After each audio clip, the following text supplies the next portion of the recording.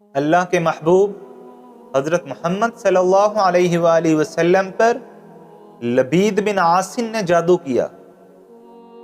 اللہ نے اس کا علاج بتا دیا۔ اللہ نے جبرائیل امین کو اللہ کے نبی کے پاس بھیجا۔ جبرائیل امین اللہ کے نبی کے پاس آئے اور یہ خبر دی کہ بئر زروان کے اندر، زروان نامی کنویں کے اندر لبید بن عاصم نے ایک گڑیا کے اوپر 11 گرے لگا کر کھجور کے گابے میں 2 پتھروں کے درمیان اس کو رکھ دیا ہے۔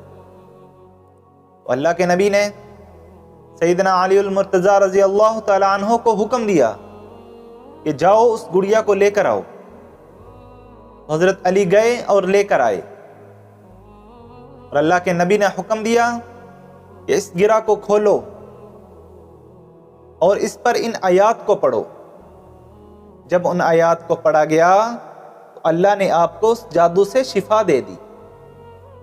اور حضرت عقبہ رضی اللہ تعالی عنہ فرماتے ہیں کہ اللہ کے نبی نے ہمیں حکم دیا ان اقرأ المعوذتین بعد کل صلاۃ، کہ ہر نماز کے بعد ان 2 صورتوں کو کبھی نہ چھوڑنا۔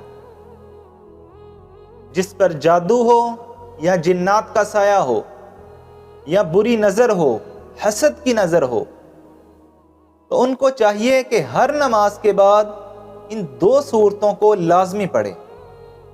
اس سے اللہ آپ کا جادو بھی ختم کریں گے، اللہ آپ کو بری نظر سے بھی بچائیں گے، حسد کی نظر سے بھی بچائیں گے، جنات کے سائے سے بھی بچائیں گے۔ وہ 2 صورتیں ہیں، قل اعوذ برب الفلق، قل اعوذ برب الناس۔ ان 2 صورتوں کی برکت سے آپ پر کبھی جنات کا سایہ نہیں ہوگا۔ اگر آپ کے اوپر جادو ہے تو وہ جادو کا اثر بھی ختم ہو جائے گا، اور آئندہ آپ پر اللہ کے فضل سے کبھی جادو بھی نہیں ہوگا۔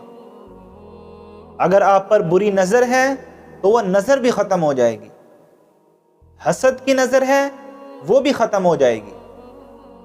لیکن شرط یہ ہے کہ آپ ہر نماز کے بعد یہ 2 صورتیں لازمی پڑھیں۔